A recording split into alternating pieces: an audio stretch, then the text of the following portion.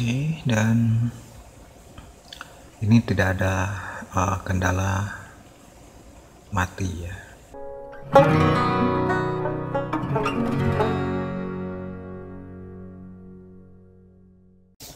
Assalamualaikum warahmatullahi wabarakatuh. Apa kabar semua? Jumpa lagi dengan saya, masih bersama R2 Channel. Di video kali ini saya mau melanjutkan perbaikan laptop Asus seri X540S yang mengalami masalah di keyboard, terutama di tombol powernya ya. Oke, dan di video sebelumnya sudah saya lakukan pengecekan jalur manakah yang bermasalah dengan cara yang sudah ada di video sebelumnya, yaitu saya menutup jalur plus 3,3 volt yang mengarah ke tombol power, dan ternyata setelah dilakukan penutupan atau menonaktifkan, laptop bisa running dengan normal ya. Tidak ada mati nyala seperti sebelumnya. Oke, berarti di sini kita harus melakukan modifikasi di tombol powernya ya, agar jalur plus yang mengalami short ke jalur ground bisa diperbaiki atau berjalan dengan normal. Mungkin di sini saya tidak menjelaskan caranya seperti apa sambil dipraktekannya. Mungkin saya akan sedikit bahas garis besarnya saja, karena kalau sambil saya rekam mungkin bisa membutuhkan waktu 1 jam atau lebih ya. Oke, agar tidak terlalu menguras waktu, mengingat kadang-kadang kalau terlalu panjang suka ada yang kuku lutut ya. Oke, jadi untuk melakukan perbaikan jalur keyboardnya, di sini saya akan jelaskan. Yang pertama adalah kita putus jalur plus yang mengarah atau yang berdekatan dengan tombolnya ya. Oke, karena yang terjadi short adalah area keyboardnya. Oke, berarti kita harus putus sekitar 1 atau 2 cm dari dekat tombol powernya. Oke, sedangkan jalur yang mengarah ke soket ini bisa kita off-kan dengan cara ditutup ya. Oke, ini sudah saya tutup sebelumnya di video sebelumnya ya, dan ini tidak akan saya lepas lagi. Oke, dan jalur yang sudah kita putus, seberangan jalur yang nyambung ke tombol power ini kita sambung dan ganti dengan kabel. Oke, ganti dengan kabel dan biarkan terurai, tidak usah ditempel di keyboardnya ya. Biarkan terurai. Kita manfaatkan celah yang ada di bawah keyboard. Oke, dan nanti kabelnya akan kita sambung ke soket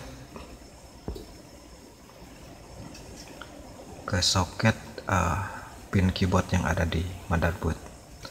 Oke, di sini ada kapasitor kecil dan nanti kita bisa sambung di ujung kapasitor bagian plusnya ya. Oke, hanya itu saja. Cuman yang jadi masalah adalah proses penyambungan kabel dengan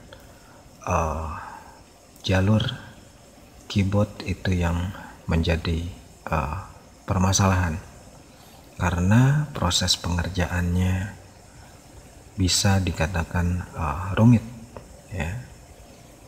Oke, dan itu harus dilakukan hati-hati dan juga serapih mungkin agar tidak terjadi short dengan jalur lainnya. Oke, jadi seperti itu ya gambarannya, dan nanti lebih jelasnya akan saya gambarkan ya prosesnya seperti apa.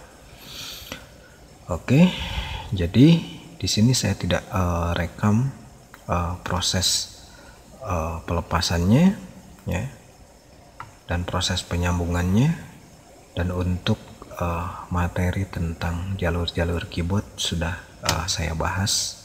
Kalau nggak salah sudah saya buat 2 video ya yang bahas tentang jalur keyboard, dan mungkin itu bisa dipelajari, diamati, dan itulah jalur keyboard, bagaimana caranya kita putus dan kita sambungkan.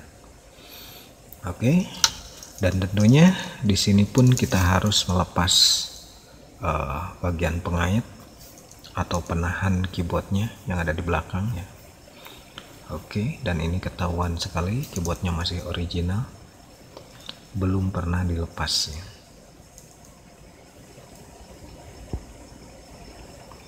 Oke, dan ini penguncinya masih bulat-bulat seperti ini. Oke, karena ini masih belum pernah dilepas.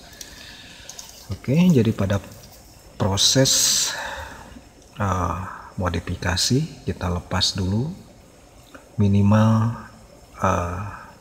25% ya, agar nanti pada saat kita lakukan modifikasi tombol akan mudah kita lakukan penyambungan. Oke, jadi semuanya akan kita lepas dulu, nanti baru kita lakukan pemotongan jalur dan juga dilakukan penyambungan seperti itu. Dan yang ketiga adalah kita harus mengetahui, karena di video sebelumnya sudah saya bahas bahwa keyboard ini terdiri dari 2 jalur, dimana jalur tersebut ada di lapisan atas dan juga lapisan bawahnya, dimana di tengah-tengahnya ada sekat. Oke, jadi kita harus mengetahui dulu jalur tegangan plus yang mana yang akan nantinya kita potong. Oke, nanti hasilnya akan saya sedikit gambarkan, dan khusus untuk seri ini ya, untuk seri X540S nanti akan saya gambarkan jalur plusnya posisinya di mana, di atas atau di bawah. Oke, jadi nanti enak, tinggal kita potong saja jalurnya atas atau yang bawah, nanti akan saya gambarkan setelah nanti saya ukur-ukur dan lakukan modifikasi. Oke, sampai di sini saya mau lakukan dulu, lanjutkan pekerjaan saya, dan nanti saya akan update hasilnya setelah dimodifikasi.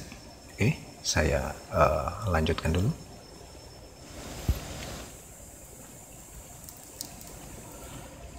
Oke ya, di sini saya sudah selesai lakukan modifikasi di tombol powernya, dimana di sini saya ganti untuk jalur plusnya menggunakan kabel jumper seperti ini. Oke, mungkin teman-teman bisa gunakan kabel jenis lainnya karena ini terlalu besar ya. Oke, tapi kalau pengerjaannya rapi ini tidak akan mengganjal ya. Oke, dan ujung sini jalur plusnya sama kita lakukan off atau menonaktifkan. Hanya untuk sebelah sini kita tutup dengan solasi untuk menonaktifkannya. Oke, dan sambungan dari kabel ini kita pasang ke jalur plus yang ada di motherboard. Oke, dan kebetulan saya kabelnya pendek ya, jadi saya sambung, dan ini juga untuk mempermudah kita melakukan penyambungan. Oke, kabelnya saya arahkan di sebelah sini karena ini areanya kosong, biar nanti kabel di sini dan nanti kita tambah isolasi juga. Oke, jadi saya solder di kaki kapasitor bagian plusnya ya, yang 3,3 voltnya. Oke, sekarang tinggal kita rapihkan.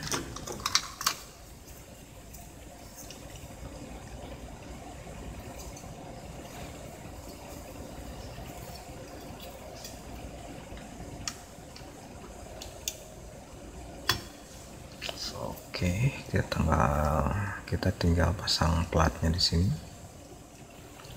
untuk memperkuat penahan dari keyboardnya. Oke lah. Oke, ini tinggal kita panaskan sedikit dan keyboard pun siap kita pasang.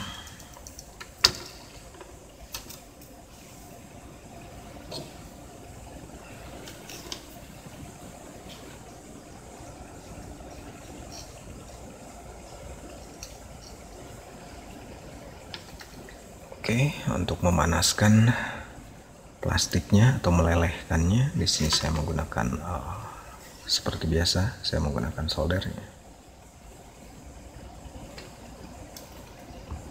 Oke.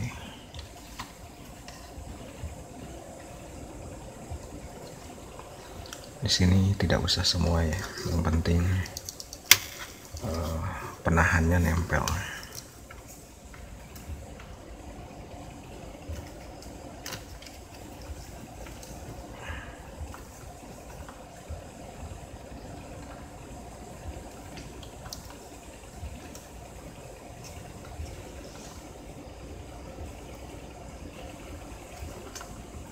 Oke.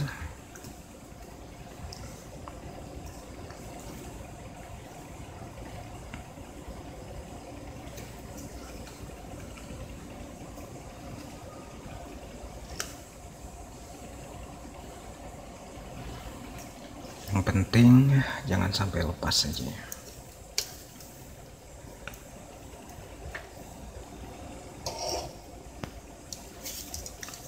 Oke, jadi saya kira cukup, tinggal kita pasang kabelnya.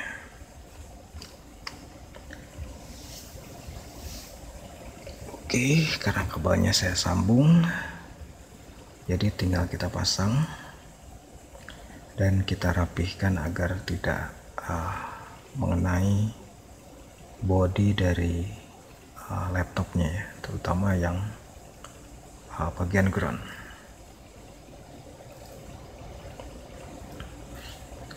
Karena jalur yang kita buat ini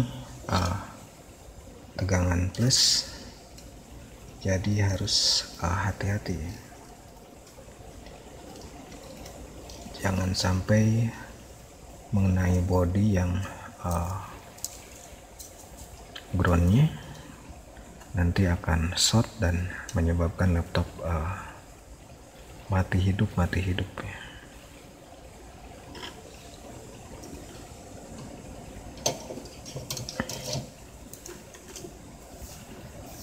Oke, setelah kita sambung, kita kasih solasi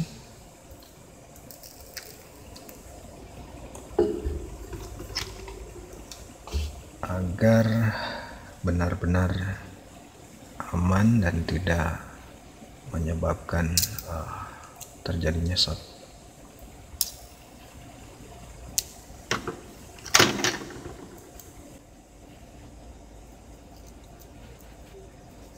Oke, dan kalau kita rapikan,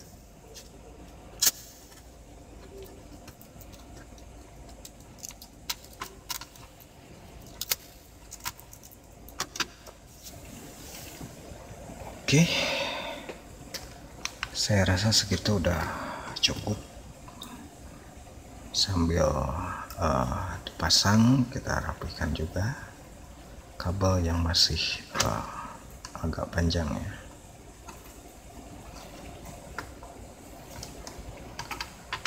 sambil kita posisikan, dan keyboard pun bisa kita pasang.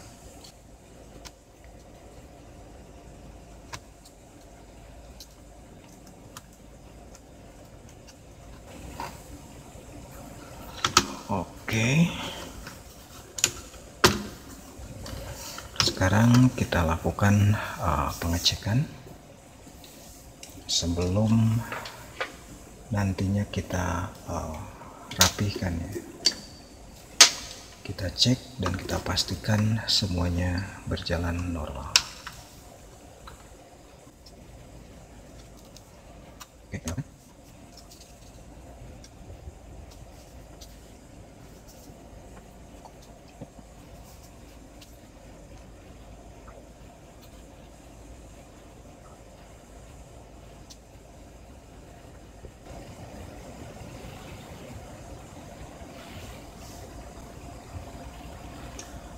Oke, Oke, dan ini tidak ada kendala mati ya, atau hidup mati.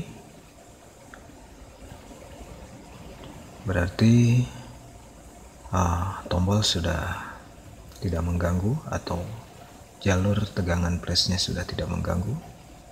Sekarang kita coba matikan dan nanti kita coba nyalakan lagi ya, menggunakan tombol powernya.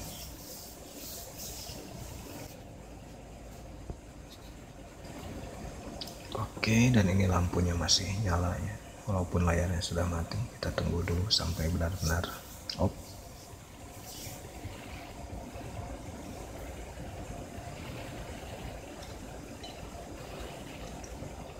Oke, ini sudah off. Kita coba nyalakan.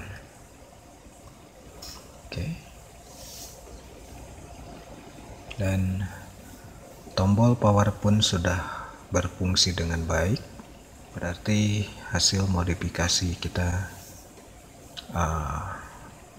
berhasil dengan sempurna. Oke, dan apakah hasil modifikasi yang kita lakukan ini bisa bertahan lama ya, mungkin ada teman-teman yang bertanya seperti itu. Sejauh pengerjaan atau proses modifikasi yang kita lakukan dikerjakan dengan serapi mungkin, semaksimal mungkin, maka tombol ini akan awet ya. Kecuali kalau pengerjaannya tidak rapi dan tidak kuat ya, mungkin hanya bertahan beberapa hari atau mungkin beberapa jam ya. Selama ini saya sering lakukan hal seperti ini. Saya lakukan modifikasi di tombol power, semuanya lancar-lancar saja ya, tidak ada kendala. Oke, dan mudah-mudahan kedepannya saya bisa khusus bahas tentang modifikasi tombol power ini agar lebih jelas ya. Mengingat kalau saya sambil rekam, kadang-kadang saya kesulitan juga ya. Oke, mudah-mudahan ada waktu senggang saya bisa bahas khusus tentang modifikasi tombol power ini ya, sehingga teman-teman bisa lebih memahami cara modifikasinya. Oke, jadi saya rasa itu saja untuk video kali ini, dan mudah-mudahan ada manfaatnya buat kita semua. Jangan lupa subscribe, like, dan kalau ada pertanyaan silahkan beri komentar. Sampai jumpa di video saya berikutnya. Terima kasih sudah menonton. Wassalamualaikum warahmatullahi wabarakatuh.